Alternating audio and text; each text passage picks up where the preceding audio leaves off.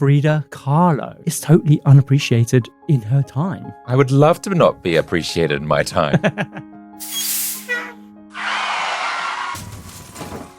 It pierced through her abdomen, through her uterus, and has come out the other side. Bloody hell, this poor woman.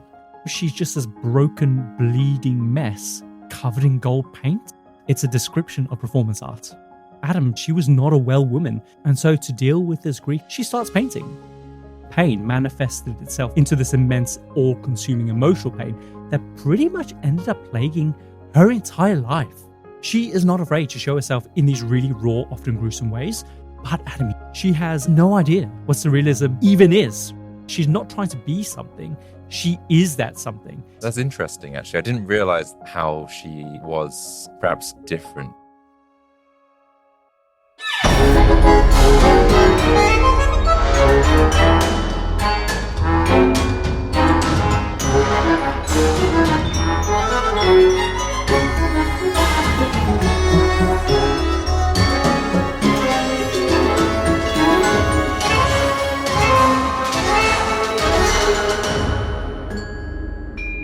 Welcome to The Compendium, an assembly of fascinating things, a weekly variety podcast that gives you just enough information to stand your ground at any social gathering. We explore stories from the darker corners of true crime, the hidden gems of history, and the jaw-dropping deeds of extraordinary people. I'm Kyle Reese, your ringmaster for this week's episode. And I'm Adam Cox, the senior sawdust distribution analyst at the Compendium Circus. Okay, interesting. Why? My job is basically to make sure the sawdust looks naturally scattered while still meeting our ISO 9001 whimsy standards. Whimsy standards! Wow, so they've got a new classification. Why is this role needed? Well, Kyle, if you recall the great clumping incident of April...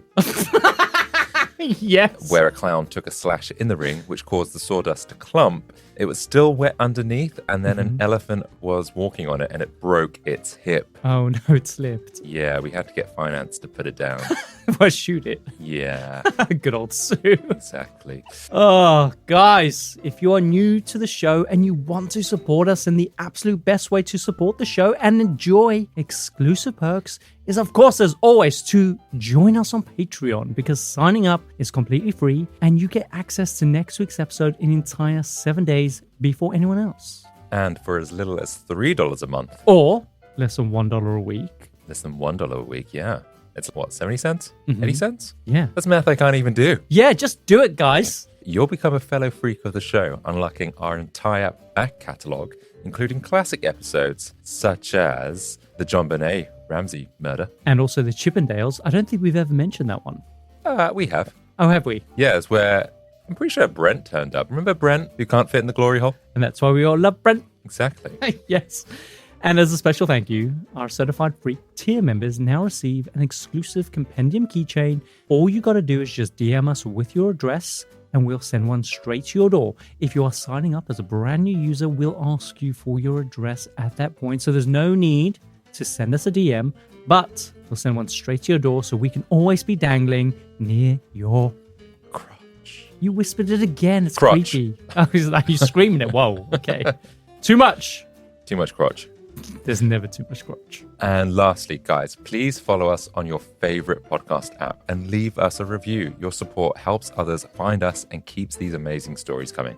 So, Adam, today on the Compendium, we are diving into an assembly of self-portraits, political posters, and a myth behind a unibrow.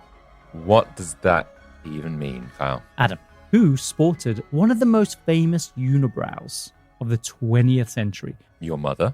She does not have a unibrow. No, she does not. Bert from Sesame Street? Ooh, Cara Delevingne? Yeah. Perhaps? Good guesses, but actually, Adam, I'm talking about a woman who history will not let us forget. I am, of course, talking about Frida Kahlo. Ah, Frida. Frida. Las Vegas. So I was going for freedom. Oh. So actually, this episode was suggested by a bunch of our freaks on the Patreon through our very brand new Freaky Register we have going on for our free and paid Patreons, who can go off and suggest an episode they think we should cover. And an overwhelming number of people suggested that we do Frida Kahlo, of all things. The reason why might be because the Tate Modern is doing a retrospective of her work in 2026. So it seems that there's a lot of buzz surrounding that once again. Whenever we do an episode suggested by a Patreon member, just like this one, we're actually going to credit that episode to that Patreon. And so who is the lucky Patreon this week? Today's suggestion comes from Samantha Bingley. She wasn't the only one, but she was the first one. And so, Samantha, this episode is for you. You'll have your credit displayed in the episode show notes so you can show the entire world. And all you others there who suggested it, never mind. You got to be quicker. Maybe we'll kind of have a list, but I didn't write them down. Sorry, guys. Maybe when you come to publish, let's give everyone a credit. Okay, fine. So this week, I basically went down a bit of a rabbit hole. Usually we're driven by topics that we are directly interested in. And so usually I have an anchor for where I want to begin my research. But this time it was completely open. And her life is just incredible. I had no idea. But the biggest takeaway for me is that apparently during Frida's lifetime, there wasn't a common word for what we now call a unibrow. Unibrow or monobrow? Monobrow, unibrow, they didn't have a term for it. So when she is painting herself with that deliberate sweeping brow that was so synonymous with her portraits, she wasn't leaning into this quirk. She was just simply saying, that's my face. Yeah. I've got one brow. One brow. That's racist. Oh, how? Because you put on a Spanish accent. I don't know if it was. Actually. You went Juan. Was that Spanish? Juan. Cancel him. And the thing about her work is that Frida is completely unapologetic about how she depicts herself. She is not afraid to show herself in these really raw, often gruesome ways. A lot of her work comprises of self-portraits, which she, of course, is so famous for. Out of like the 143 paintings that she's made across her lifetime, 55 of those were self-portraits. It's a subject that she really knows incredibly well. What, herself? Yeah. But also, for a prominent artist, 143 paintings across her entire life is not that many. It's not that many, but a third of them were her. So she thinks a lot of herself. Well, we're going to get into why she painted herself so much. But when you put 143 paintings in comparison to the likes of Picasso, he painted almost 2,000 works in total. So it's quite a big contrast. It's not about quantity, it's about quality, Kyle. Correct. Very true. So tell me, Adam, what do you know of Frida Kahlo? Other than the unibrow. Other than nothing. We had a photo of her in a frame. Pretty sure she's in the bottom of one of our cupboards somewhere. Maybe we should get that one out. Yeah. As like a little memorial to the fact that we've done this episode. For Samantha. For Samantha, this one's for you. But back to your original question, no, I don't. Well, I mean, the thing is, though, she is probably most famous for her unibrow. It's probably the most iconic element of her. Some would even say it's a magnificent unibrow. Women rarely get described as having a magnificent feature, do they? It's mostly men. So it's a shame that women never get described as magnificent. I mean, big brows are in, but that, brows is in plural. So yeah, I think let's celebrate big brows. Big, magnificent. Breasts are sometimes described as magnificent. And heaving. Heaving's the other one. Falling down the stairs. Like slinkies. They're so magnificent. We know nothing about women. We don't.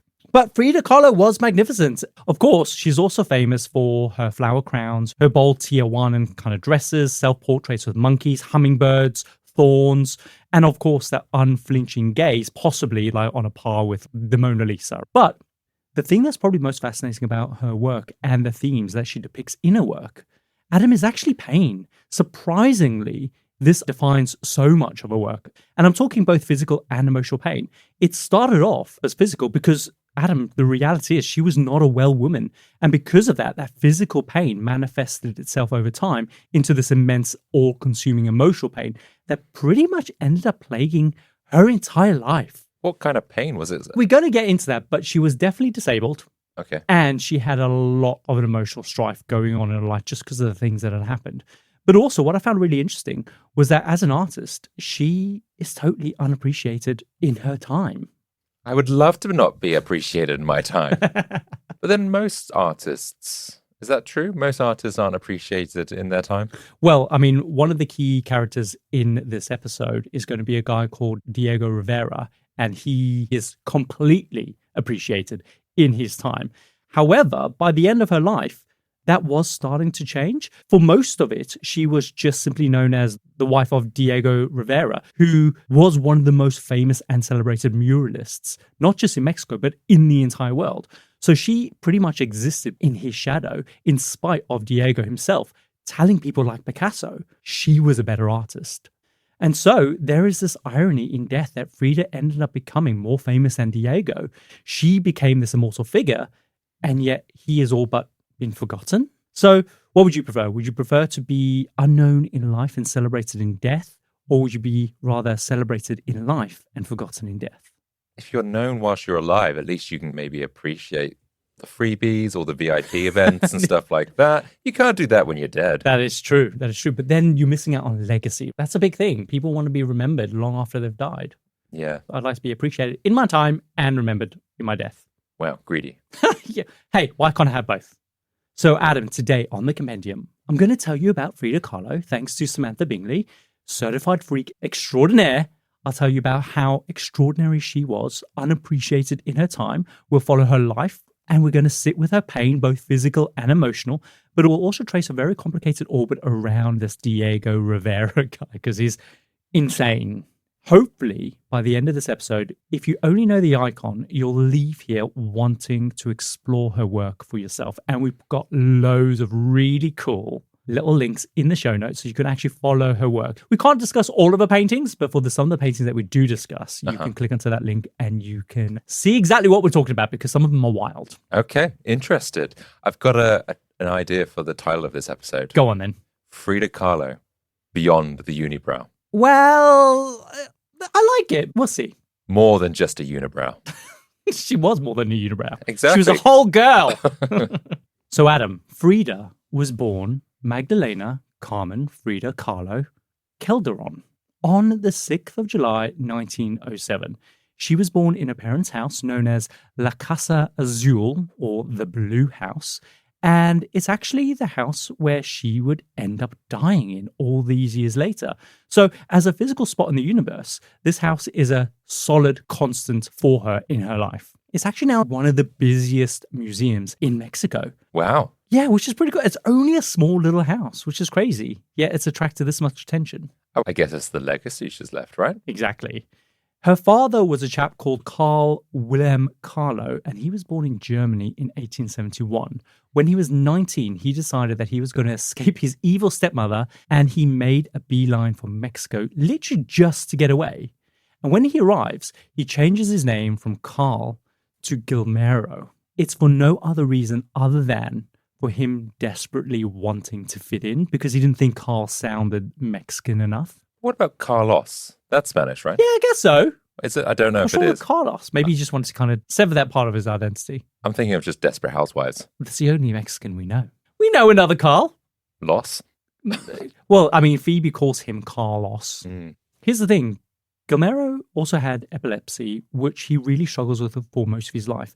There is a suggestion that he developed epilepsy after a traumatic head injury as a child, probably as a result of his evil stepmother.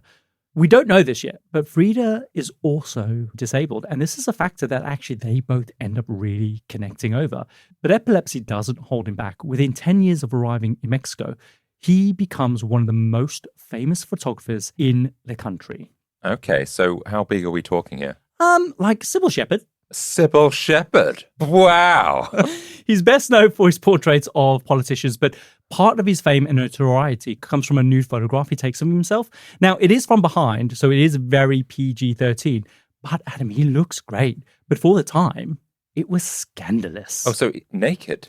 Butt naked. Butt naked? Mm. Is he just sending nudes to people? He's only taken one photograph, and this is it. Well, and that's how it starts. Exactly. Just a little cheeky bum shot. Uh-huh. And then... He does look good. Stop. He looks amazing. All right, calm down. It's black and white photograph, and he's dead. I haven't got my water bottle to squirt you. But the point is that this demonstrates his range as a photographer, like official portraits of politicians and a single instance of him dabbling in early 20th century porno, basically. Bit of erotica, never hurt anyone. He was also a painter, just like his father and his father before him, so painting kind of runs in the family. Before Guillermo met Frida's mother, he was already married to another woman, and together they end up having 3 daughters. But she dies during the birth of their 3rd child, and so in a classic move, he doesn't mess around. He meets and marries Frida's mother, a woman called Matilda Calderon Gonzalez, very Mexican name. And to help him settle into his new life with Little Miss New Boobs, he literally sends all his current kids to be raised in a convent. Oh, okay, that's weird because I thought it would get a new wife to look after his kids, but actually, no, do you know what? This is really fun. I've got a new woman on the town. Little Miss New Boobs. Yeah, Little Miss New Boobs. So you just get rid of the kids. Yeah, sends them all off. Isn't that brutal? Yeah. Also, Frida has almost no contact with her half-sisters until she is literally fully grown. So it's just history repeating itself. He escapes Germany to get away from his evil stepmother, only to recreate the same conditions for his own kids. It's just awful. So together, he and Matilda have 4 kids of their own. Frida is one of them. And by far, Frida is their favorite. But brutal again, obviously not for Frida, but for the other kids, because he openly admits this. Like, it's fine to have a favorite, but you just don't say it out loud. Do you know what I mean? Yeah, you just tell everyone else. But actually, interestingly, though, is if you do have a favorite child, which is completely fine to have one, is normally the eldest or the youngest, but Frida is the second youngest of 4 girls. So it is a little bit strange. You can tell when it comes to Christmas, like what presents. You're like, oh, they got an extra present. It sounds like you remembered that a lot. I was the youngest, so I think I fell into that bracket. I think everyone goes through phases, right? I think different periods you might be bonded closer to a certain child. We've only got the cats as a reference, but I think Keith has always been our favourite. Don't tell James that. James Cameron, sorry. You have to make it on your own. And he's the youngest, so we prefer the oldest. We do. And as I said, her closeness with her dad seems to stem from both them grappling with these disabilities, but it also seems to be because Frida seems to defy all conventions when it comes to gender. She acted completely differently from her sisters with a propensity to dress like a boy quite a lot of the time. She was really also into sports, albeit for medical reasons, which I'll get into in just a minute. How does that work? She's prescribed sport. Really? Yeah, I'll explain it in a second. But also, I think that for her dad, Frida was like the son that he just didn't have. There's a really famous family portrait of them all together. The girls are all dressed in their Sunday best, sitting just like ladies. But then there's Frida and her dad, both wearing the slickest, sharpest suits. She's got her hair slicked back with thick Brill cream. She's sporting that very prominent, thick brow, which adds this really androgynous streak to her look, which she really is able to pull off. But she's playing with his gender expression, and it's something that she does throughout her entire life, where she will play with her identity, essentially. I wonder how common it was to be genderless around that period. Oh, not very at all. Her mother is a staunch Catholic, right? She expects her daughters to live by these very strict gender rules that were in place at the time. And I think because her dad encouraged it, there wasn't really much that Matilda could really do about it to direct Frida kind of down that more conventional path. He's just like, yeah, bitch, you do you. And Frida's, yeah, Brill cream. There's not really much that her mum could do. Matilda was primarily of indigenous Mexican and Spanish descent. Those 2 heritages are something that Frida really explores and cherishes throughout her life. She's all about expression. Okay. Which is fitting for an artist, essentially. Yeah. And even though she comes from a relatively stable middle-class family, her parents definitely have their problems. Frida talks about how her mother would often say that she didn't love her father. And this all seems to stem from the fact that she never stops loving her previous partner, who apparently she witnessed committing suicide through an overdose. Oh, wow. Frida says Matilda only married her father because he reminded her of that previous boyfriend, which is really sad for both her dad and her mum. And also, yeah, for his mum to, do that. But in 1910, when Frida is just 3 years old, across the country, the Mexican Revolution kicks off and it rages on for an entire decade, 10 years. It's estimated that 1 million people are killed, and it all begins as a revolt against a 35-year-old dictatorship of the then president. People were angry that the government favored the wealthy elites, like landowners and industrialists, while ignoring the rights of the lower classes. Mm-hmm. Frida talks about how very often gunfire would erupt outside her house, and she remembers her mother just bundling them all into the small room. So it was a very terrifying kind of formative experience for her. But she says that one time, a bunch of these men had jumped over their garden wall. At the time, Matilda was home alone with a girl, so she does the only thing that she knew to do, and that was to play host to them. She's like, come in, make yourself at home. And then she'll go off to the kitchen, she'll cook them a meal, only for it to be laced with poison. I was going to say, is she going to do that? But that's such a... Yeah, you can't really fight back, I guess. Especially they've got guns. So you're like, yeah, sure, stay for a cup of tea or, I don't know, some Mexican snacks. Have a burrito. That's probably not Mexican. To be fair, if you just gave me a burrito with jalapenos in it, that's essentially poison to me. Yeah. And so she's willing to kill these men. Would they drop dead there and then? Or I have no idea. I think maybe she just made them sick so they wouldn't be able to attack her. I don't know, and the kids would be fine. But the point is, she's a total badass, and she's leaning into the strengths that she has, basically, as a protector of her family in the absence of their father. A bad cook. Yeah. So the war ends up being really hard on the family, mainly because their dad's primary income was taking portraits of government officials. But of course, when the war breaks out, nobody's requesting portraits. So they have a real tough time. Like, money really runs out for them. In the end, the revolution ends up significantly changing Mexican culture. Like, before 1910, Mexican identity was largely fragmented and heavily influenced by European, especially Spanish colonial legacies, meaning that the indigenous and rural communities were mostly just marginalized. But by the end of the war, all of this started to merge into this unified, single, diverse Mexican identity, which is how we recognize today. Of course, there's still loads of facets to it, but everything is more equal rather than being heavily influenced by European kind of colonial powers.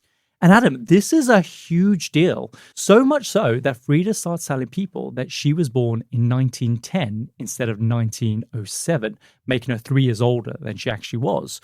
But this meant now that she had more of a connection to this really pivotal moment in Mexican history, which gives you a sense of just how important the revolution was from a cultural standpoint. I guess, were there other people that did this? I guess so. I think anyone wanted to be connected to it. Who knows? And people are always going to opt for being younger than they are older. Exactly. Proving how significant this moment was. So when Frida is 6 years old, she contracts polio. So it's not great. She does recover, but it leaves her right leg way thinner than the other. She's mercilessly bullied for it. People call her peg leg. I imagine polio back then was pretty common. Yeah, quite common back then. But then to survive it, that's still a big feat, right? It really messes you up. I used to know a friend of mine, their aunt had polio. She was completely wheelchair bound. So did they have wheelchairs, or what? Did she walk on a crutch? How did she recover? She seemed to have a mild case of it. Mm-hmm. So she does recover. Yes, her leg is damaged, but she can still walk. She can get around. Mm-hmm. But the fact that she had this skinnier, weaker leg is partly the reason why she becomes so known for wearing those really long Tawana kind of style dresses, which reach all the way to the ground. It's basically just to cover up a gammy leg. Oh, okay. But it isn't accurate to say that it was just about that. She is deeply proud of her heritage and her identity. But these dresses are not typical fashion choices, especially among like middle-class young urban women. So wearing them for her is this deliberate act that comes out of this cultural pride and rebellion that she has. She's really staunch in expressing her identity. Mm-hmm. But conveniently, it covers up the gammy leg. Yeah, that's just a perk. It's a perk, exactly. But the point is, she is this middle-class woman who lives in this urban environment, and she's walking down the street dressed in this traditional dress. So people are just like, what the fuck? Mm. As a result of a polio, her parents end up spoiling the pants off her, which is how she learns that she is their favorite. But I do get the feeling that maybe she's conflating this with pity. I think her parents felt sorry for her. So she's basically a pity child. Yeah, I was just wondering, is it favoritism or is it they just want to, I don't know, cheer her up? Or... Support her, yeah, don't be down on the dumps. I don't know. She's basically a pity child. But still, considering everything that she's been through, I would do the same, so why not? But she sounds like she's got a supporting family and... Yeah, to a degree, yes. Largely so. And so to help with strengthening her weakened gammy leg, doctors suggest that she take up exercise to build up the muscles. So her dad starts encouraging her to take up football, swimming. For a time, Adam, she gets really into wrestling. Wrestling? Like Nacho style. So do we see, is there any portraits of her? Like Not really, no, but it's very much on the record that she was into wrestling. And it's because this type of kind of extraneous sport would help strengthen the muscles in her legs. And this is why she's prescribed sport. She's prescribed sport. Well, that makes more sense. I always remember my mum had a to-do list and it was normal things, clean the oven, do some washing. But one of the things on her to-do list was exercise Adam. What manual exercise? I don't know, but apparently I needed exercise. I needed to take her for a walk or whatever. Oh, okay. I had this vision of your mum putting you on your back on the sofa and just grabbing your legs and doing like the bicycle. No, I don't know. Maybe I don't know. I was a slightly chubby Asian looking child. So maybe. You did really look, you look like Knick Knack. Yeah. So, yeah, I made mum's to-do list. So it was a slight concern. Well, here in the UK, what you tend to find when you have like little pockets of Chinese students in your school, they all tend to gravitate towards each other. They all kind of stick within that cultural kind of bubble. And because you looked Chinese as a child, they basically adopted you into their fold. Yeah, I would go around my Chinese friend's house and I'd sit there and have dinner. It's just, yeah. It's and great. it all stopped when their mother found out that you weren't Chinese. Yes. Is that true? No. So hang on a minute. Something's not right here. Yeah, you're too white for this family. What's your 2 times table? And you'd be like, I don't know. And Yeah. they're like, get out of here. Exactly. You're no doctor material. Yeah, that was it. Because obviously she's doing all the sports, she again ends up bonding really strongly with her dad. He begins seeing this kind of really fierce, defiant spirit within her. And this actually ends up deciding Frida's entire trajectory differently from her sisters. Because in 1922, he enrolls her in one of Mexico's most prestigious schools, while the other daughters just end up going to regular school like chumps.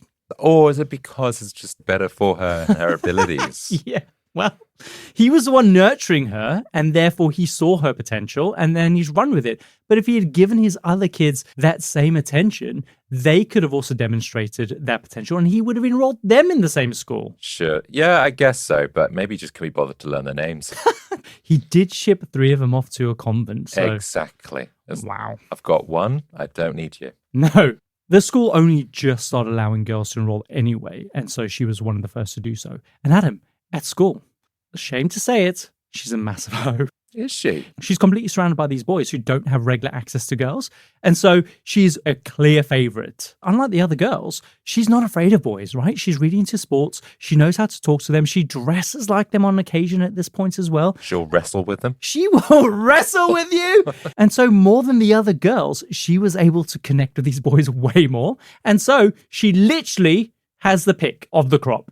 Okay. Go Frida. I read out of the 2,000 students at that school, she was just one of 35 girls. Wow. Intense. And at school, she was famously outspoken and rebellious. Teachers said she had this confidence and bravery about everything she did. But this is basically a nice way of saying that she was a complete and utter nightmare, because she finds her people amongst the bad kids of the school who call themselves the Los Chauchas. It's probably wildly incorrect. But I tried to look up what the word actually meant, and the closest I could find was slang for the word fannies. So, or some part of fanny. So the fannies? I had no idea. I don't know if there were just girls in this group or boys and girls. I got the sense that there were mostly boys and her. But yeah, as a gayman, I have very little experience in that domain. So honestly, I can't tell you what part of the vagina it was. Platinum gay. But basically, Frida was an naughty girl. She was often caught pulling pranks on teachers and students, constantly back-chatting, always in detention. And I like that about her. But honestly, despite her bad behavior, she is academically gifted. At this point, she has ambitions to become a doctor, which is why you will often see body parts, hearts, uteruses, even medical instruments inside a lot of her work. The next key piece of a story that helps her define the trajectory of her life starts when the school hires Mexican muralist Diego Rivera to paint a mural in the school's auditorium. Okay. At the time, he is pretty much her father's age, so 20 years older than she is. He's verging on 40 years old. Diego Rivera studied art at the Mexican Academy. After this, he headed off to Europe, where he gets swept up in the social circles of some of the most prominent artists of the day. I'm talking like Pablo Picasso. In Europe, he starts experimenting with all sorts of artistic styles. The revolution really has an influence on him. And so his work starts to reflect this. It features a lot of communist and Marxist kind of themes. And so he decides that this is what his work will entail. But the issue is that he's lacking a medium. He wasn't sure if he wanted to be a landscape painter or specialize in portraiture or sculpture. But after a quick trip to Italy, he becomes fascinated by the frescoes and the murals that he sees in Italy. And he decides that this is going to be his specialism, which is bold and arrogant at the same time, because painting frescoes is extremely time sensitive. Do you know much about what a fresco is? That is the paintings on the ceilings, right? So like the Sistine Chapel, Yeah. those are frescoes. So the point is that when you paint a fresco, you have to paint while the plaster is still wet. And so if you don't do it really quickly, it will dry and then you'll have to rip it off to then kind of more plaster on there to finish that section of painting. That seems like a lot of work. You also need to be skilled enough to know how the plaster will dry, because as it dries, it starts to shrink in different directions. And if you don't know what you're doing, when it dries, it will look like shit. So yeah, that explains some of the faces I might have seen on some of these things. If you know what you're doing, then it won't be the case. And does he know what he's doing? He gives it a crack, and he is amazing at it. And so he gains some more experience. And then when he's done, he decides to head back to Mexico. And straight away, he secures a series of commissions to paint a bunch of public murals all over the city. I see. And Adam, these are massive. Like the one that he paints at Frida's school covers over 1,000 feet. That is huge. So 99% of the time, he is up on scaffolding, really high up. And that's got to hurt because you're like, you got to probably crook your neck. You've got to paint with your arm up. You're going to get like pins and needles, and you've got to make that thing look good. Yeah, before it dries. Yeah. And this is a Mexican sun we're talking about. That's going to dry real quick. As well as his murals being massive, I feel sorry for the scaffolding because Diego himself is absolutely massive. He's almost 300 pounds. Just a second. Are you saying murals or murals? Mural. You've been saying murals. Murals. I think someone's corrected you before. We have. This. We've done that when we did the Hidden Apartment episode with Michael Townsend. It was like, yeah, that's wrong. I still don't know the difference. Mural.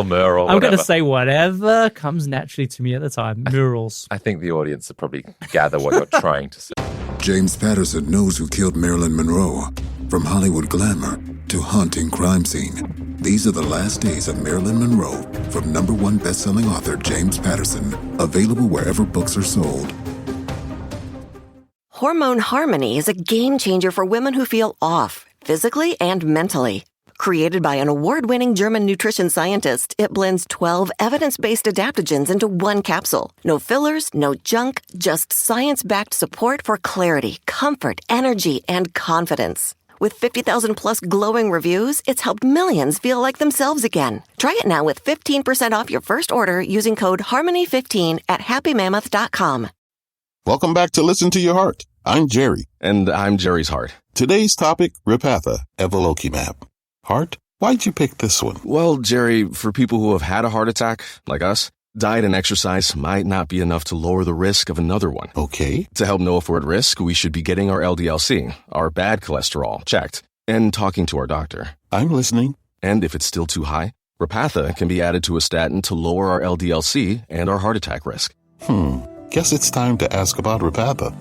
Do not take Repatha if you're allergic to it. Serious allergic reactions can occur. Get medical help right away if you have trouble breathing or swallowing, swelling of the face, lips, tongue, throat, or arms. Common side effects include runny nose, sore throat, common cold symptoms, flu or flu-like symptoms, back pain, high blood sugar, and redness, pain, or bruising at the injection site. Listen to your heart. Ask your doctor about Repatha.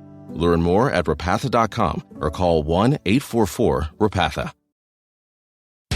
Always so fresh, delicious, and nutritious, Eggland's Best Eggs fuel the body with 6 times more vitamin D, 10 times more vitamin E, and 25% less saturated fat compared to ordinary eggs. Visit egglandsbest.com to learn more.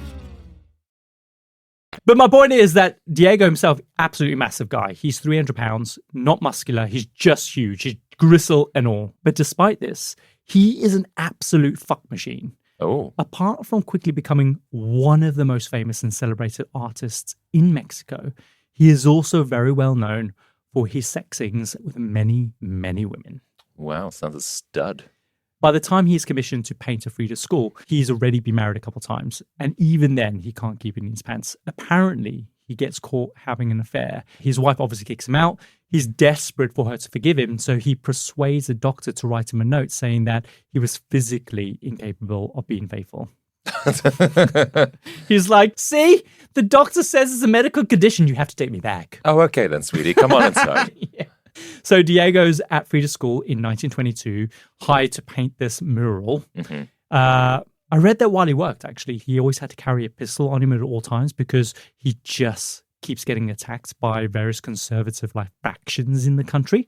Remember, he's painting a lot of these murals out in public spaces. Like political tensions after the revolution are still pretty high. And so people who see him painting his murals, if they're on the wrong side of politics, they get really upset by what he's painting. And so they'll literally just attack him. So he had to protect himself in some way. I reckon it was just a bunch of husbands from all the wives that he screwed. Do you think? Yeah. What he doesn't realize is that the person he needs to watch out the most for was Frida Kahlo herself. What's she going to do? Frida sees him in real life for the very first time. Apparently, she tells a friend, that is going to be the man that I'm going to marry one day. Oh, wow. Bear in mind, she is 15 at this point. He is 300 pounds. He looks like a literal ogre and he's almost 40 years old. I don't know if this is just part of the lore that's told around the story, kind of to create the intrigue of the story. Like, oh, she saw her destiny before it even happened sort of thing. So I don't know if this is just part of the lore told around the story or if this is actually what she said. But then is it because she knows he's like this artist and Yes. therefore there's this appeal, there's this romanticism, he's an older guy, he's painting a ceiling. Yeah, I think it's more about who he is rather than what's in his pants and his body. Look up a picture of him. Oh, I see. If I was a 15-year-old girl, I don't know if he would be the man for me. He's not a panty dropper, is he? No, but clearly women around town were happy to drop their panties. And I think it's because of who he was. Maybe people were asking him to paint them like a French girl. Gross. No. I would not want him leering over me. My supple breasts while I lay on the sofa. No, thank you. But we'll see this quite often throughout her life, is that she does seem to form these obsessions with people later in life. I think the attraction is more to do with what he does rather than any physical attraction. But that's just my assumption. So while painting this mural, he is actually in the middle of having an affair with one of his models. She routinely shows up and they are literally banging right there in the auditorium where kids can literally walk in at any time. No shame. Wow. One day, he's mid-affair. He suddenly hears a voice echo through the auditorium, laughingly saying, "Diego, here comes Lupe!" Lupe is obviously his wife. He spins around, cigar half falling out of his mouth. There's no one there. His mistress kind of sort of bolts out of the way. He composes himself, and then in walks Lupe with his packed lunch. He's forgotten his lunch for the day. And so Frida has saved the day. And Diego said that in the following days, the same voice would just continue to taunt him. In his autobiography, he says he would suddenly hear this voice shouting, "On guard, Diego! The whore is coming!" And the whore being obviously his mistress, but she wasn't coming. He'd turn around, there'd be no one there. But that's just Frida messing with him. Oh. Then one day, Frida walks into the auditorium. She tells him that she is going to sit and just watch him paint. And he's like, okay, weird girl, but okay. And then she just sits there and she watches him for literally hours.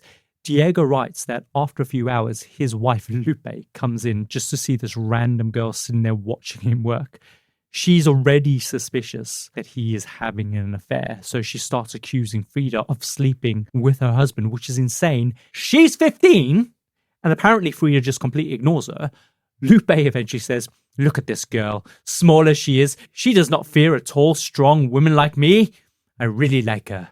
And she just walks up. It's just really random. It does sound like his wife is just checking up on him all the time. Oh, Yeah. you've forgotten your packed lunch, which I deliberately made you forget so I could come in and check on you. Yeah, exactly. So it's nice that she doesn't see Frida as a threat in the end. She should. So after hours of watching him paint in silence, Frida gets up, she says goodnight, and she walks out. And Diego is just left there standing thinking, fucking weirdo, man. I've got this ceiling to paint. Yeah. Or mural. And Adam, that is actually the last time that he will see her for like several years.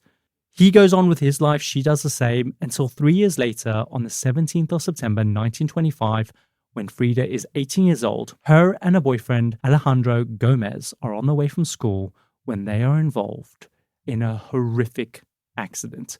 Basically, the wooden tram that they're riding in collides with another moving tram. This is so devastating that it completely changes Frida's entire life. What happens? Well, the thing is that what's wild about this accident is that it could so easily been avoided. Before they caught the tram, Frida had realized that she had lost a tiny umbrella that she was carrying. They go looking for it, and in the end, they end up catching this later tram. While they're traveling, their tram is sideswiped by another. Alejandro says that the carriage literally bursts into 1,000 pieces. By some miracle, he walks away completely unscathed. But Frida, she breaks her spinal column, she breaks her collarbone, she breaks several ribs, she fractures her pelvis. She even gets 11 fractures in her right leg, which is also dislocated, and also her foot is crushed in the process. Jeez. Her shoulder is torn out of its socket.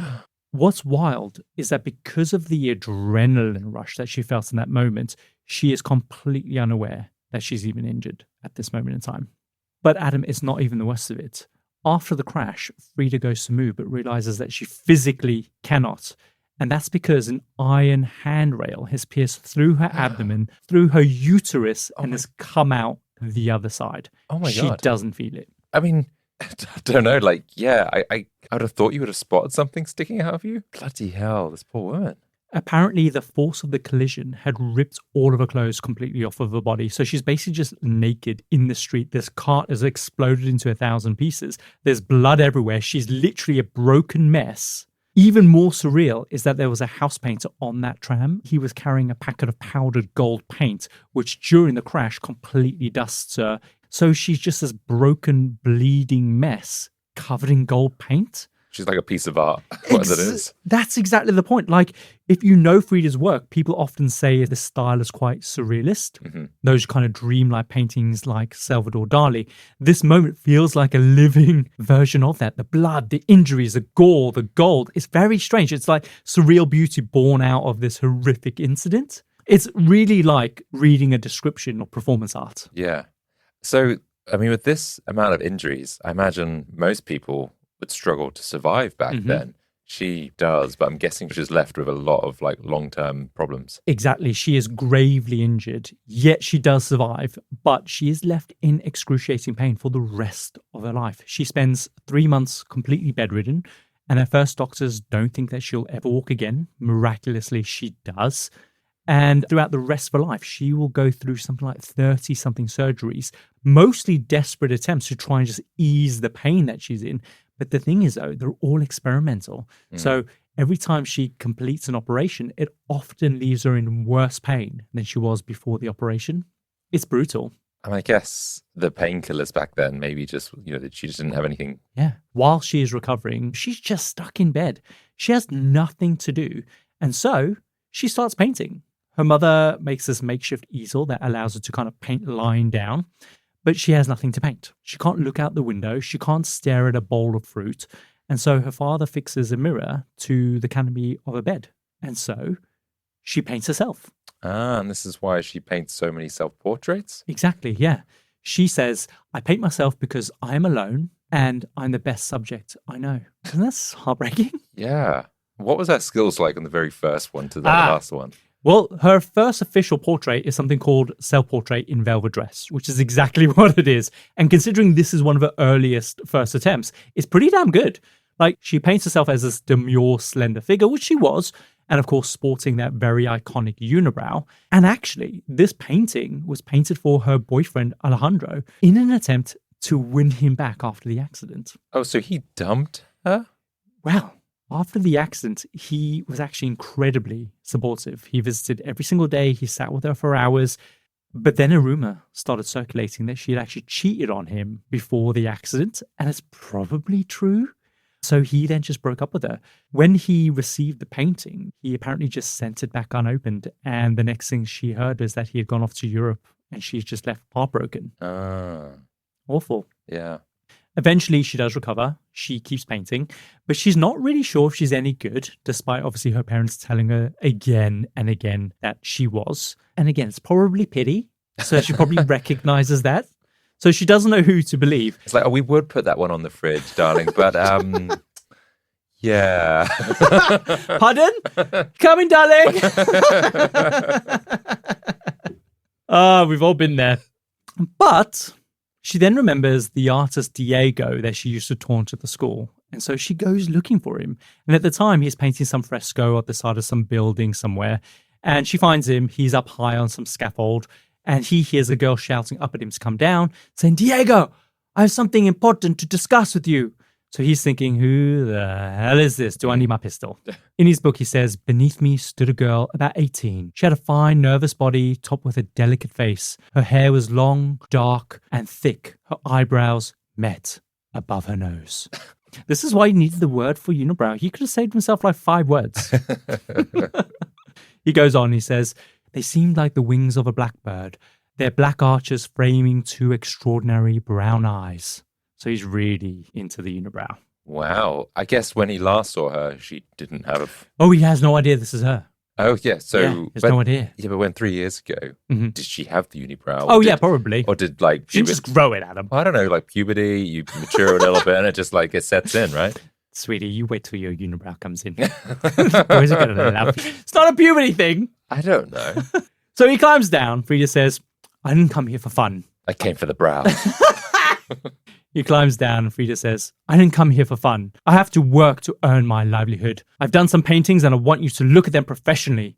I want an absolute straightforward opinion because I cannot afford to go on just to appease my vanity. Basically, do my parents pity me or am I actually good? Yeah, it's like, in English or in Spanish, please. She says, I want you to tell me whether you think I can become good enough as an artist to make it worth my while to continue. I brought 3 paintings with me. I want you to have a look at them. So Diego's like, she's intense. Yeah. He examines the pieces and says the canvases revealed this unusual kind of energy of expression, the precise kind of delineation of character and true severity. I have no idea what that means, but that's what he says. And then he tells her that, listen, they're really good. But she's like, hell nah. She says, I've not come looking for compliments. I want the criticism of a serious man. I'm not an art lover nor an amateur. I simply am a girl who must work for a living. And he's like, bitch, they're good. Just calm down. I guess she just wants to be critiqued, right? And if he's maybe being a bit like, oh, this is amazing, then yeah, if she doesn't believe it, she doesn't believe her own ability just yet. No, exactly. It's like an imposter syndrome that she's going through. I get it. So he's like, no, I'm deeply impressed. But now it's not just her work that he likes. He really likes the spunky side of her that he's seeing. So he looks at them in the eye and says, in my opinion, no matter how difficult it is for you, you must continue to paint. So she says, will you come to my house and see the rest of my paintings? And so he agrees. That's a pickup line. She tells him her name. And that's when he realizes who she is. She's the girl that's been taunting him all those years earlier. You're the creepy girl? Yeah. In his autobiography, he says, I was about to say, you're the girl from the auditorium. But before I could say anything, she puts her hand over my mouth and says, yes, so what? I am the girl from the auditorium. But that has absolutely nothing to do with now. Will you still come to my house on Sunday? And he says he was so afraid that if he showed any excitement that she might not let him come at all. So he just said yes. So he's dead keen. Okay, that's interesting. She's very confident, isn't she? Yeah, you have to hand it to her. Like, even after everything she's been through, to have the guts to walk up to one of the most famous artists in the world and say, am I good? Yeah. That's bold. And I'm not saying if you have these accidents, you'd be more like demure or whatever. Mm-hmm. But it doesn't sway her. It doesn't, no. She hasn't really changed. She's still this headstrong woman that will get in the wrestling ring with you and throw a couple of punches. Yeah. Oh, by the way, just remind you, she's 18 at this point. He's 40. Okay. He's 300 pounds. So that Sunday, Diego goes to a house. He sees her paintings, blah, blah, blah. They end up kissing. And from there, they start dating. They date for 4 years, much to the horror of her mother, who says that the pairing is like the elephant and the dove, which is what she actually names one of her paintings. She can't call her daughter the elephant. No, it's him. And then eventually in 1929, they get married. By 1931, 2 years into their marriage, Frida paints their wedding portrait. It's just simply titled Frida and Diego Rivera. And this really sort of underpins everything we know about their relationship up until this moment. Because, Adam, it is very tumultuous at best. First off, the portrait really shows that contrast between their different sizes, right? He is a massive hunk of spunk and she's this tiny little woman. And for an official wedding portrait, they do not look in love at all. There's no embrace. She's just holding his hand, almost like a child holds a parent's hand. Can I see it? Sure. Yeah, I'm just taking a look at that portrait now, and they don't look like they're a couple. No, they do look like father and daughter. Yeah, she looks unhappy, but that could be the unibrow. And he looks slightly mischievous, a bit like, I don't know what I'm doing here. Interesting. And the thing is, though, at this point, he's already having an affair with a huge tennis champion at the time called Helen Wills. So he's already doing it behind her back. And Frida knows this too. And it's partly because, A, she's not a fucking idiot, but also because he literally paints Helen Wills' nude body into a mural that he's doing in San Francisco. And she's like, how do you know her nipples look like that? Yeah, exactly. I've checked and those are exact replica of her nipples. But again, this makes me question whether or not for Frida, her attraction to him is more about who he was as a public figure rather than any feelings of lustful love. Like, I find it difficult to understand what she saw in him being 20 years older than her, but also 300 pounds and also not the best looking guy. Was it though? Like, looks are one thing, they're surface deep. Yep. She loved him for his ability and maybe the way, they could have had great conversation, all this sort of stuff. So yeah. I think we have to look past just looks. Yes, I think it's perhaps unconventional for a 18-year-old or a very young woman to go for someone like this. Sure. But clearly there's something much deeper, even though he is obviously a bit of a cheating dirtbag. Exactly, Adam. 100%. That's a really nice way of describing it because she 100% definitely loves him. But I don't think it is love in the way that we recognize it. And even saying that maybe she did love him and then it just eventually settled into the love that they've got now, I don't think that's true because I get the sense that even from the very beginning, it was more about his ability and the connection that they had potentially. But also, he's having it off with so many different women that clearly he has something that appeals, even if it's just having an affair or lust. It's wild. Yeah. So we can't see it. Maybe the paintings didn't capture his best light. Maybe the photos didn't either. But yeah, maybe he's just got this charisma that just makes you want to drop your pants. He must have. He has to. It can be the only thing that it is. But she does more or less just accept that he is just going to sleep around with other women from the get-go. She says, Diego's not anybody's husband and never will be, but he is a great comrade. Her saying comrade is basically the communist in her. Yeah, it's not very affectionate, is it? No. Quite cold. Even Diego convinces her that his need to sleep with other women is just another necessary bodily function like urinating. Yeah, I'm sure he got out his doctor's note and said, look, I have to do it. It's how I get my art ability. Yeah, it's his long hair like Samson. But it is very clear that they do have a very deep respect for each other as artists. Diego talks about one time tearing up with pride after Picasso once admired the way that Frida painted the eyes in one of her pieces. So he's like, yeah, that's my girl. So it's nice that they support each other in this way. Do you know what I mean? Now, we can't talk about Frida and Diego without mentioning their politics because they are both deeply committed communists and very active in the Communist Party. Like I said, his work features tons of communist iconography like sickles, workers rising up against authoritarian governments. He is also super celebrated as a communist. But in 1927, Diego is kicked out of the Communist Party in Mexico. And I did try to find out some sources as to why. The reason it keeps cropping up more than anything else is that he seems to openly sympathize with a guy called Leon Trotsky. Have you heard of him before? No. He's basically Stalin's left-wing opposition. Okay. In particular, he opposes Stalin's policy on isolationism, basically wants Russia to be more cooperative with the rest of the world rather than shutting themselves out. Back in Mexico, this really pisses off the rest of the Communist Party. But the second reason is that despite being a communist, Diego is actively accepting commissions from capitalist clients, particularly capitalist United States clients, which completely contradicts the communist ideology. Essentially, he is sleeping with the enemy and then getting paid for it. I see. So eventually, the party kicked both him and Frida out for essentially being too involved in capitalism. It doesn't help the fact that both of them are complete and utter gobshites. They're really outspoken, really aggressive in their views, both perfectly happy to tell anyone to just go stuff themselves if they disagree with their views or their stances on anything. And so in the end, Adam, they just had to go. And so from that, they're just like shunned from the party. Not involved with that anymore. That's it, yeah. Do they paint like a FU painting? Well, this is the thing though. He doesn't leave communist. He's still a communist at heart and he always will be. By the 1930s, Diego is still being commissioned to paint more and more murals for these capitalist clients in America. So it just makes sense for Frida and for him to just relocate to essentially capitalize on this, which is ironic since they're both communists. When there, Diego is commissioned by Henry Ford to create a mural celebrating American industrialism. They wanted him to paint a mural depicting American workers building factories, railroads, cars as a way to glorify American industrial power and to portray workers at its noble center, essentially. That was the brief, and they pay him handsomely for it.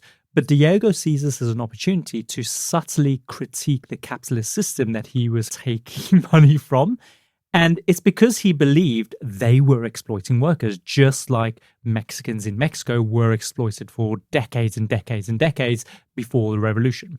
So he starts to strategically hide all sorts of communist imagery within these murals that he's making in America. He's hoping that the capitalist bosses won't notice these iconographies in these paintings, but for the workers that see him every day, he's hoping that it'll quietly spark this revolutionary consciousness within them and inspire them to rise up against the capitalist machine. So it's kind of like subliminal messaging within his paintings then. Yeah, he's like a Trojan horse. He does brilliantly. Like the bosses like Henry Ford, they do not notice, but honestly, neither do the workers. I was going to say, like, do they even know what it represents and all this sort of stuff? Probably not. It's too subtle for anyone to really notice. Because he rinses this and he repeats this dozens and dozens of times. Does he get pissed? It's like, why is there no revolution yet? Have they not seen my mural? Exactly. I think he gets to the point where he's like, I need to be a little bit more obvious. These Americans are stupid.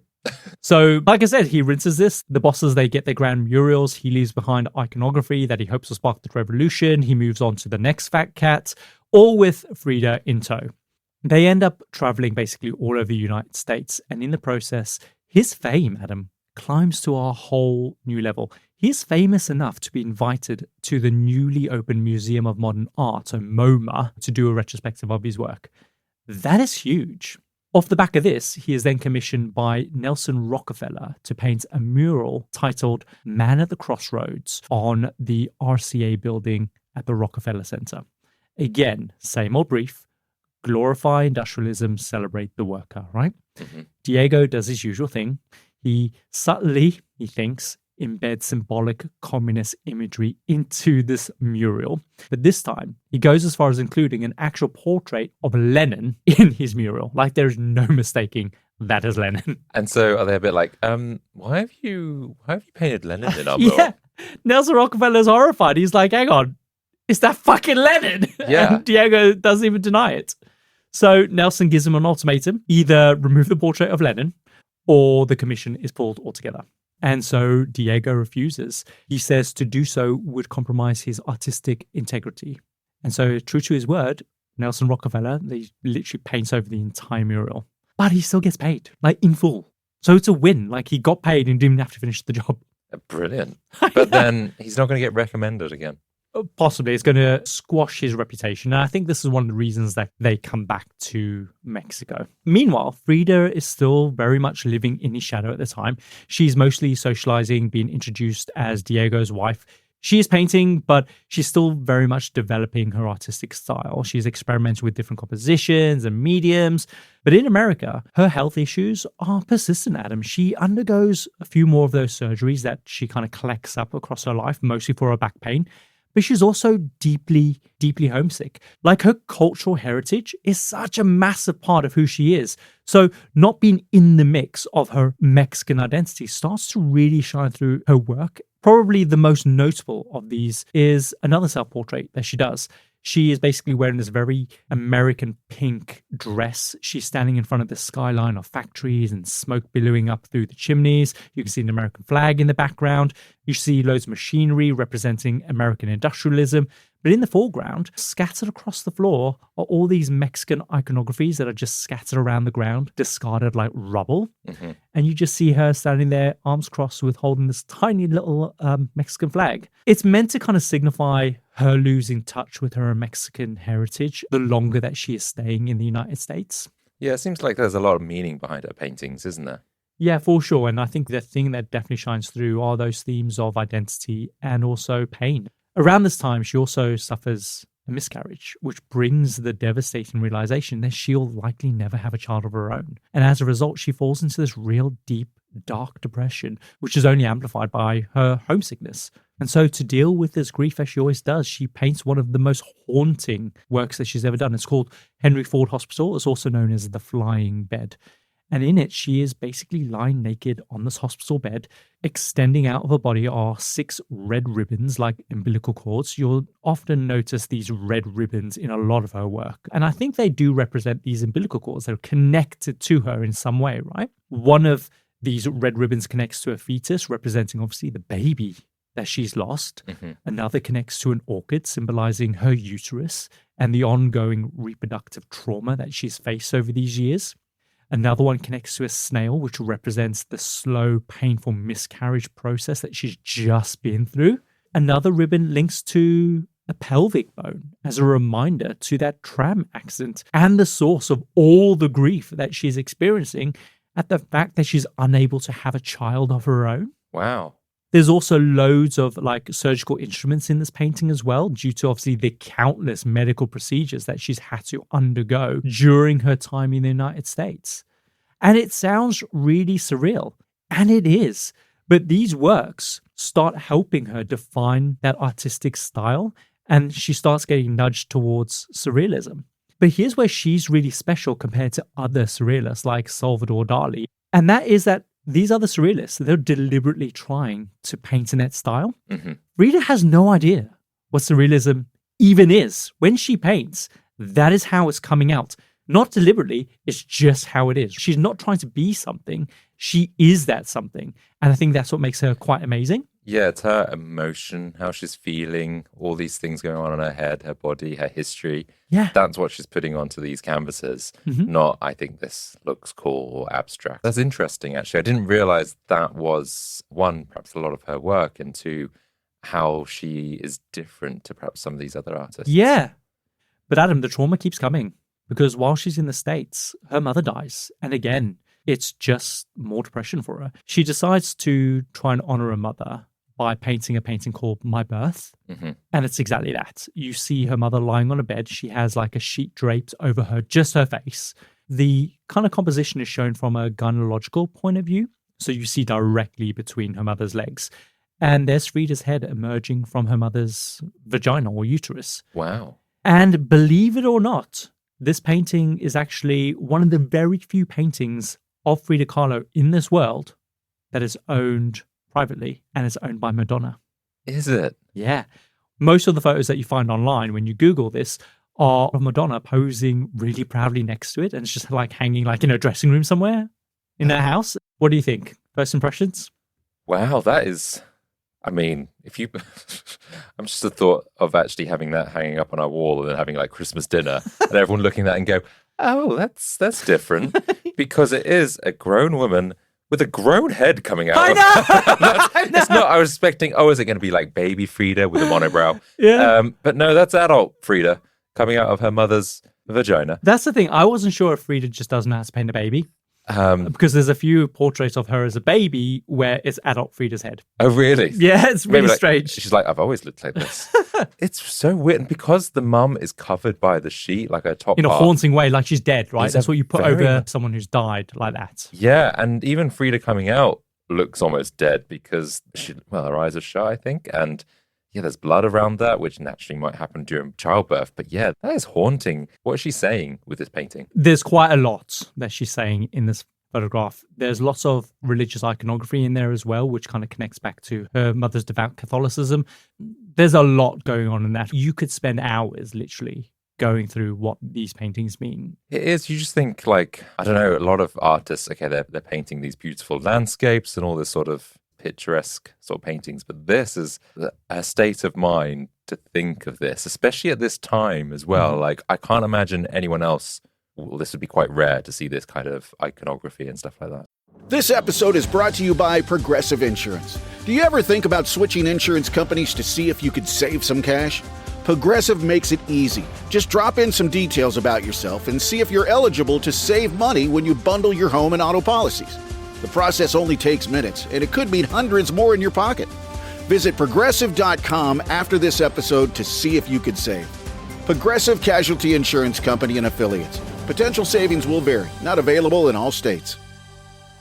What if you could bleach and color your hair without damage? With K18 Molecular Repair Hair Mask, you can have strong, soft, bouncy hair and keep using the color, bleach, and heat. This isn't just a damage cover-up, it's a deep damage fix. That's because patented K18 peptide repairs damage on the molecular level, which is really, really deep. So no matter what you do to your hair, K18 will be there to fix the damage. Shop at Sephora or get 10% off your first purchase with code PODCAST at K18hair.com. Do you ever wish you could show your dog just how obsessed you are with them? You actually can by giving them something to obsess over: their food. Ollie makes fresh, human-grade meals tailored to your pup's unique needs. Their recipes are made with real meat, fruits, and veggies. No fillers, no weird stuff, just the good things your dog deserves. When your pup eats better, they feel better, and they'll have the energy to live their best life right alongside you. Ollie also offers on-demand health screenings so you can easily check in with the Ollie Health team and get peace of mind on your dog's well-being.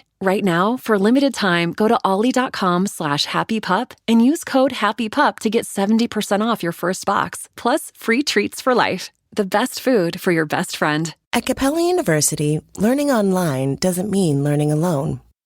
You'll get support from people who care about your success, like your enrollment specialist, who gets to know you and the goals you'd like to achieve. You'll also get a designated academic coach who's with you throughout your entire program. Plus, career coaches are available to help you navigate your professional goals. A different future is closer than you think with Capella University. Learn more at capella.edu. So eventually, Diego and Frida, they have had enough of the United States. She is too depressed. She's grief-stricken. Diego has his tail between his legs after the Rockefeller debacle. And so they go home. Big mistake, however, because once they get back to Mexico, Diego starts having an affair, this time with Frida's younger sister, Cristina. Wow, and keeping it in the family. Yeah, like she's just had a miscarriage. Her mum is dead. She's at the lowest point of her life. And this shitbag goes and shacks up with her favorite sister. Escándalo. Yeah. But don't forget, Kyle, Mm-hmm. he does have that note. Yes, he can do what he wants. So, of course, Frida and Cristina, they fall out, especially since Diego refuses to stop seeing Cristina. What a dick. Frida eventually has enough and she decides to move out.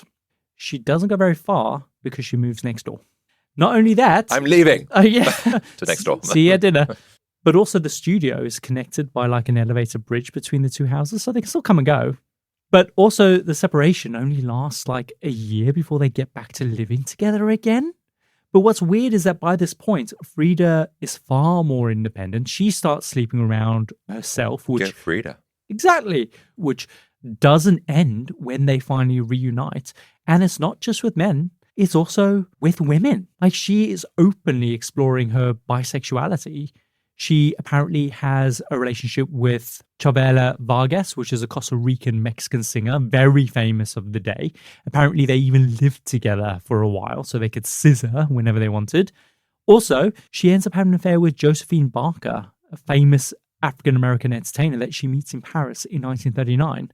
But also, she's very close to Georgia O'Keeffe, famous for those paintings of flowers that, let's be honest, very suggestive of vaginas. So where is she finding all these people? Because it's not like she's just hooking up with Sally from down the road. She is hooking up with some big people. Yeah, she goes about, she's in these social circles as well. She does know big people and she meets them through there and they're like in awe of her and she's in awe of them and they get close and they start like... banging. I guess good that they're on a level playing field with her husband. Mm-hmm. Good. Yeah. So that's good. They've got like a mutual understanding. Yes. It's an open marriage. That's fine. And yeah, if she's exploring with other women, good for her. I think to a degree there is resentment towards his cheating. Mm-hmm. He very much loves the fact that she is having relations with other women. He loves it. But I think she does to a degree want to hurt him. Sleep with the women doesn't really hurt him in the way that she hoped it would do. Mm-hmm. But in 1937, Diego gets word that his hero, Lenin Trotsky, the same man who indirectly got him booted from the Communist Party in 1929 because he was sympathetic towards him, he finds out that he has been exiled from the USSR and is looking for political asylum somewhere. Trotsky, like I said, was this key figure in the Russian Revolution. He helped establish the first Soviet government under Lenin and then later Stalin. He was also the architect behind the Red Army, leading countless victories against counter-revolutionaries, etc. But when Stalin takes over from Lenin, Trotsky pushes for Russia to be more open, arguing that better international relations and trade would be better for the country, warning that a country would be left behind if they decide to stay isolated. Stalin, of course, does not like this, and so Trotsky is forced to flee the country.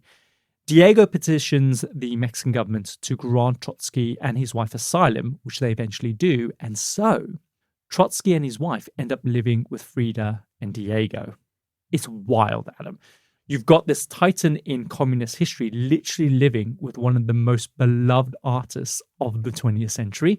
Like, people do not realize how big it is that you've got Frida Kahlo and Diego Rivera that are these staunch communists that really celebrate and love these huge figures that are responsible for literally millions and millions of people being killed. Like, one of Frida's most famous paintings is of her sitting in front of a giant portrait that she's painted of Stalin. Really? Yeah. We have to take into consideration that fact for what we know about who Frida Kahlo was. Yeah, it's crazy that she's that much adoration or respect, look up to him sort of thing. I know that she's a communist, but then what he did, that's odd. But it might be early history as well, so a lot of the atrocities that Stalin has carried out hasn't come to light yet. Sure. But yeah. Yeah, weird. And so Trotsky is living with them. Diego is over the moon that his literal hero is living under their roof. Frida, on the other hand, thinks, I'm going to fuck him. This feels like some weird comedy setup.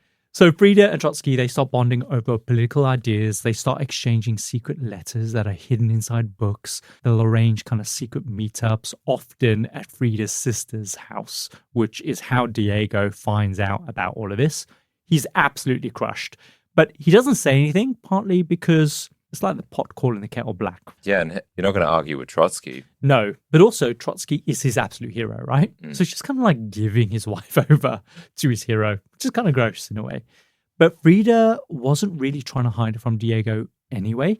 She was more concerned that Trotsky's wife Natalia might find out. If she does, then it's game over for them. And is she staying with them as well? She is. That's awkward. Now, Natalia doesn't speak English, so it's how they're able to keep it a secret from her for so long. Like, the three of them would literally be sitting in the kitchen together, and in English, Frida and Trotsky would basically be just engaging in dirty talk in front of her. Wow. And in English as well, not in like Russian or... No, in English. And so over time, Natalia starts looking up some of the words that she keeps hearing. Like reverse cowgirl and 69. No, just kidding. Like words like love and kiss. And basically she pieces it together, and that's how she finds out that they're having an affair. Wow. I mean, it's quite brazen to kind of do that, right? Mm-hmm. So she gives Trotsky an ultimatum, either end things with Frida or she'll leave him. To Diego's relief, Trotsky chooses Natalia and he ends things with Frida. Frida's like, yeah, whatever. I don't give a shit. But she can't resist teasing Diego, telling him how much better of a lover Trotsky was compared to him. Frida. And exactly. And apparently this drives him nuts, which again makes me wonder, did she really kind of more want to hurt him? Because he didn't really mind the affairs with certain people, but he really minded the affair with Trotsky. It does seem like she's trying to get some kind of revenge over him. I think so. But just leave. Why? Just don't put up with it. Like, is she earning money through her own work at this point, or is she relying on Diego? I think, it's a good question. She's not really making too much money. Remember, she's only had 143 paintings. She still owned a lot of those paintings, so she's not really selling them. She's largely unknown. So 3 years after their affair ends, Stalin's men managed to track Trotsky down in his office in Mexico, and they basically assassinate him with an ice pick right through the skull.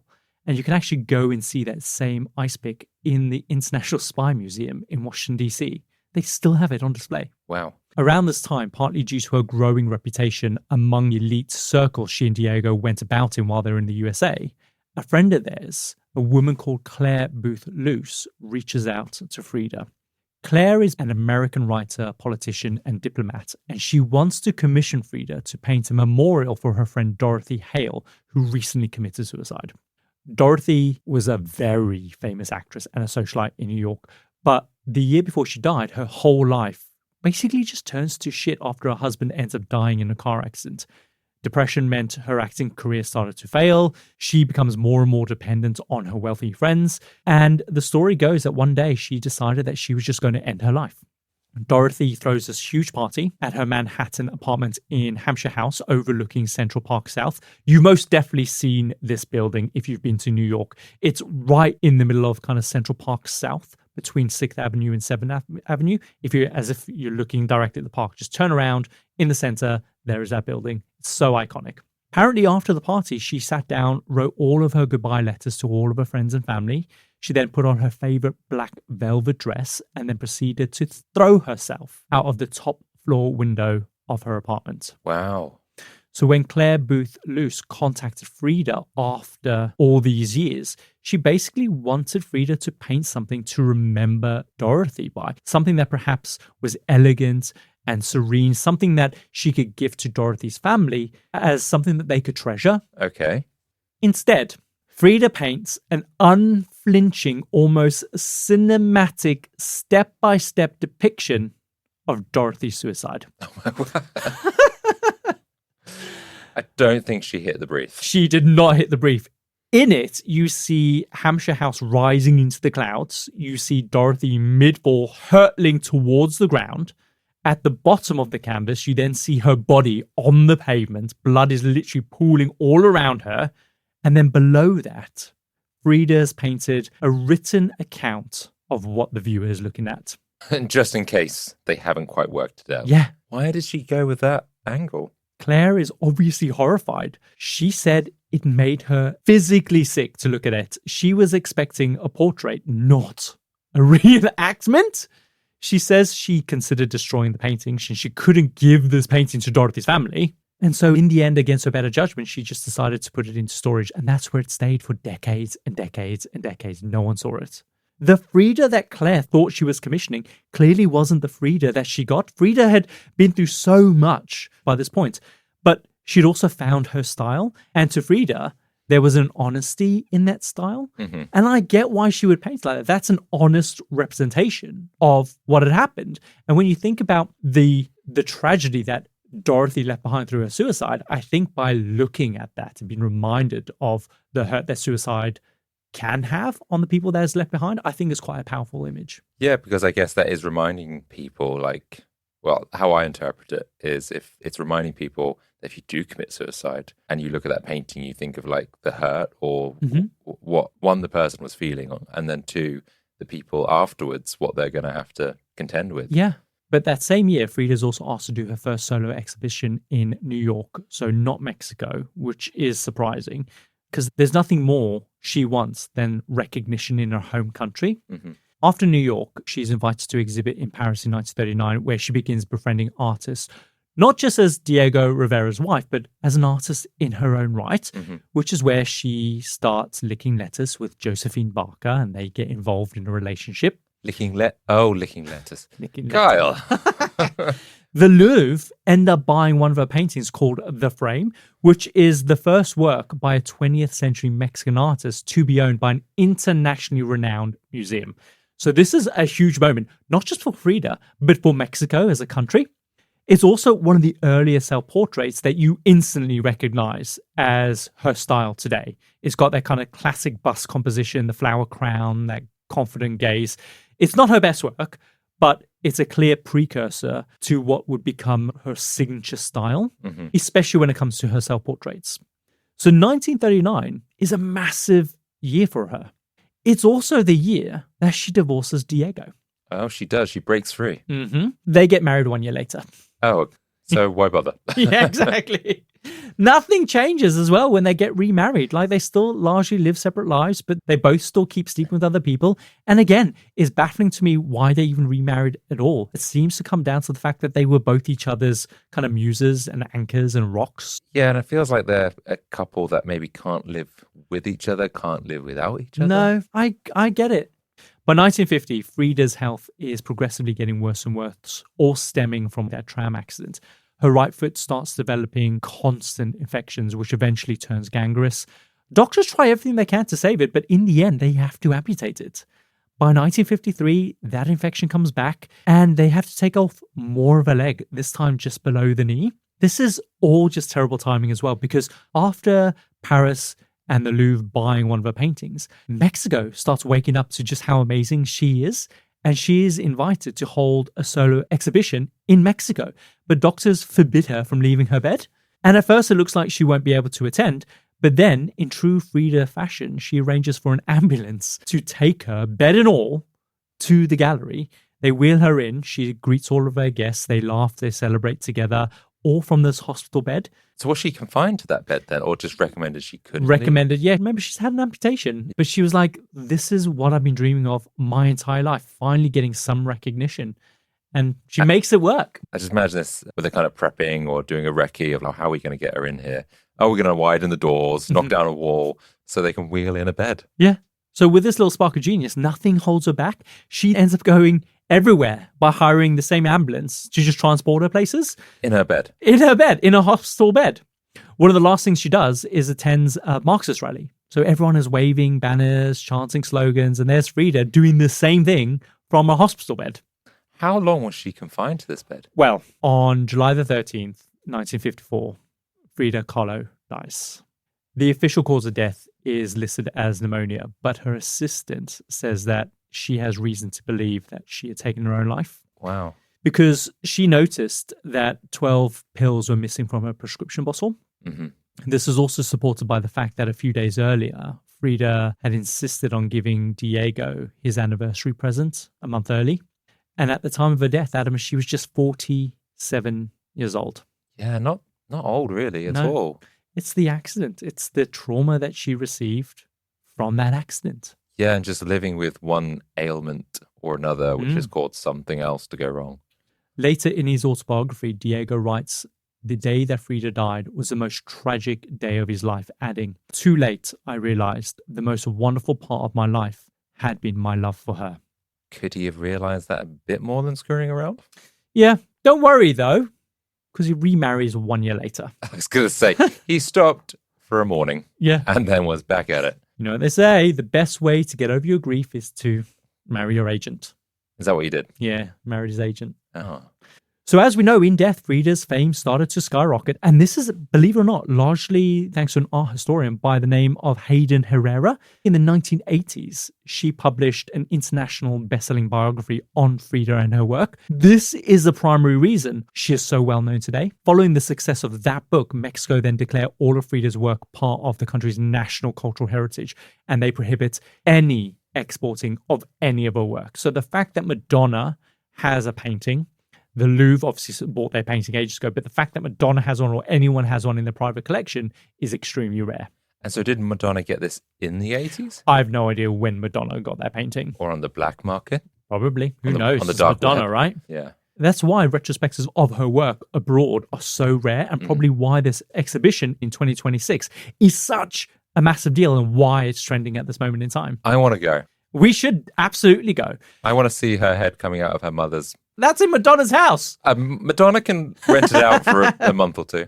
And in total, across her life, she painted 143 paintings. 55 of them, as we know, are self-portraits. And apparently the Tate Modern is going to showcase 130 pieces of her work. And I cannot overstate just how huge that is going to be. When is it? June next year. Oh, that's quite a while away. June 2026. We're going. We are definitely going. Our friends would love it. We should all go. Like I said, in the show notes, I'll include a link to all 143 paintings. And it's really, really easy for you to kind of just scroll through. You'll see some really fascinating pieces. Some of my favorites are the ones she paints of Diego. I honestly, genuinely believe that she's trying to make him uglier than he actually is.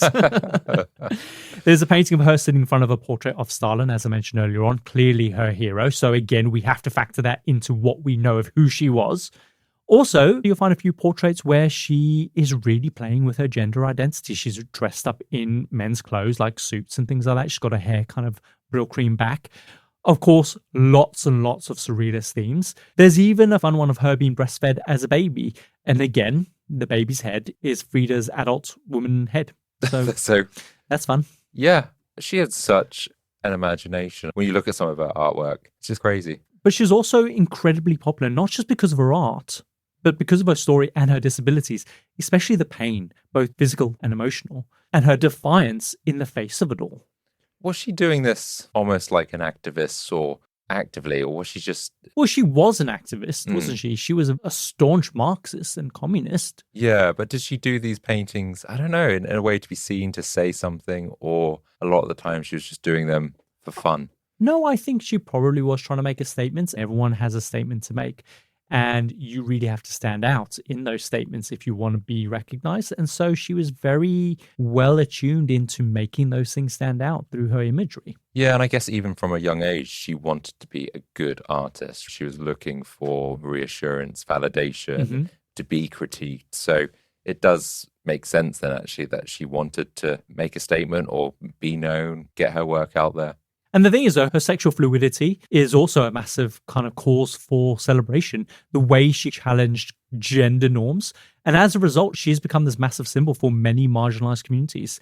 In a Gallup poll in the early 2000s, her face was found to be more recognizable than Bob Marley and Che Guevara. Really? That's a legacy. In 2002, Selma Hayek was nominated for an Oscar for playing Frida in the film Frida, which is heavily based on Herrera's 1980s biography. And the film does really well. But Adam, the thing is though, the production is a complete nightmare. And it's because at the center of all of it was bloody Harvey Weinstein. Ah, that pest. What was he up to then? He was one of the key producers through his company Miramax, and he subjected Selma to repeated sexual harassment and coercion, basically.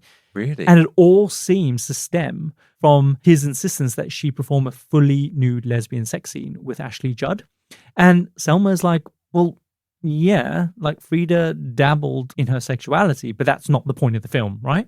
So she argues that he was just trying to turn it into a perverted spectacle. And so in the end, she refuses. But from there, he ends up retaliating against her. And Adam, it gets vicious. We cannot go into it today.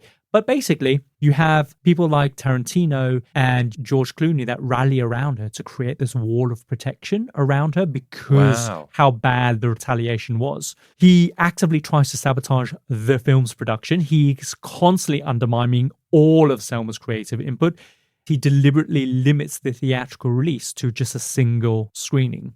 But in the end, honestly, the film is so good, it just could not be suppressed.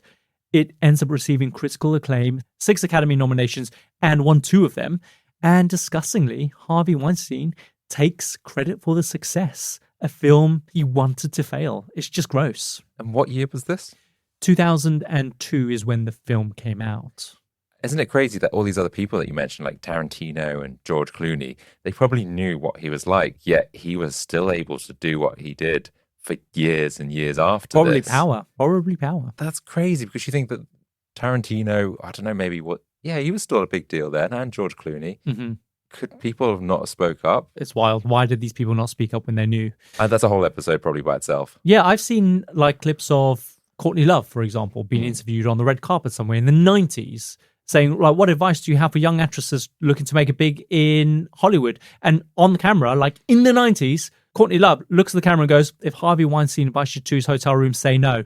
And then she looks at her agent, she's like, can I say that? It's like, I don't care, actually, I've already said it. And she just walks off. Yeah, that exactly. So people knew. And the thing is, though, I guess it's other people connected to him that are probably hiding his secret, probably involved in some way. And that's why you couldn't take him down. Yeah.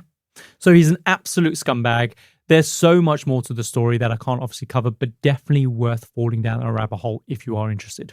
But as for Diego, not long after marrying his agent, he develops penis cancer. Penis cancer? Yeah, that's the thing. I've got to worry about that as well. I have everything on my plate. Which for a notorious womanizer, it's ironic, really. Yeah, maybe he caught something which turned to cancer. He does eventually die a few years later of heart failure, so penis cancer doesn't get him in the end. And when he dies, he's 73 years old. After Frida's death, he decided to lock all of her personal belongings, her clothing, jewelry, letters, medical corsets, everything inside the bathroom of their home. And he then instructs his wife, the agent, that it was to be sealed for 15 years after his death. In the bathroom? Really random. Yeah, that's a whole... You could put it in like a cupboard or something. Yeah. You've just lost a whole room of the house. 15 years come and go. And because she didn't really like Frida, or there's some kind of thing going on there, she just leaves it all locked up. The bathroom isn't opened until 2004. So since 1954, right through the publication of Hayden Herrera's famous biography, through countless waves of kind of fame coming and going, all of Frida's things have been locked away from the world in this kind of perfect little time capsule. That is wild. Yeah. How big was this house to be able to lock a room away for 15 years? I have no idea. What is crazy is that in 2026, many of those same items will be coming to London. And so we'll be able to see them. We'll be able to physically see the things that she wore and touched and used. I cannot wait. Yeah. Wow.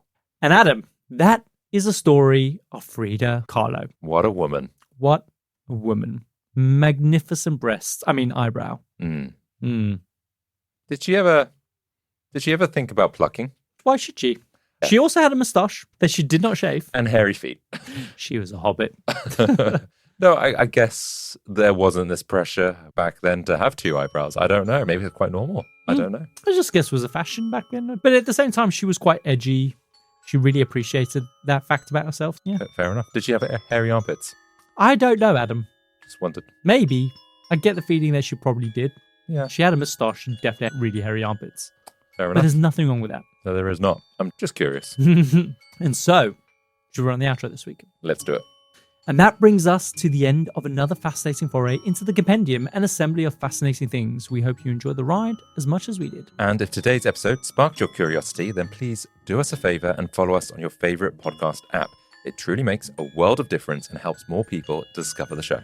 And for our dedicated freaks out there, don't forget that next week's episode is already waiting for you on our Patreon and completely free to access. And if you want even more, then join our Certified Freaks tier to unlock the entire archive, delve into exclusive content, and get a sneak peek at what's coming next. We drop new episodes every Tuesday, and until then, remember, every portrait can be a protest, and every wound can become a masterpiece. We'll see you next time. See ya.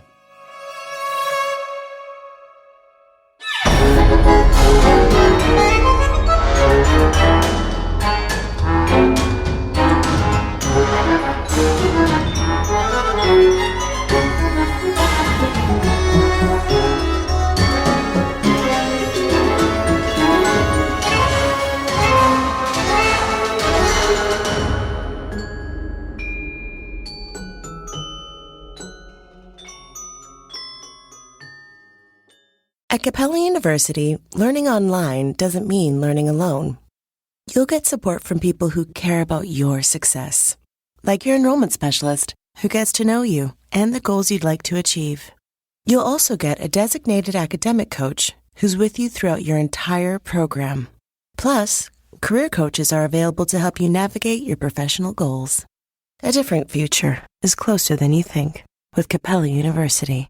Learn more at capella.edu. Hey neighbor, celebrate the holidays with Birch Lane. Our timeless furniture and decor are delivered for free in days, not weeks. It's classic style for joyful living. Shop Birch Lane, a Wayfair specialty brand at birchlane.com. If you like the show, please take a moment to rate, review, and subscribe. It really does help the show to grow. Thank you for listening.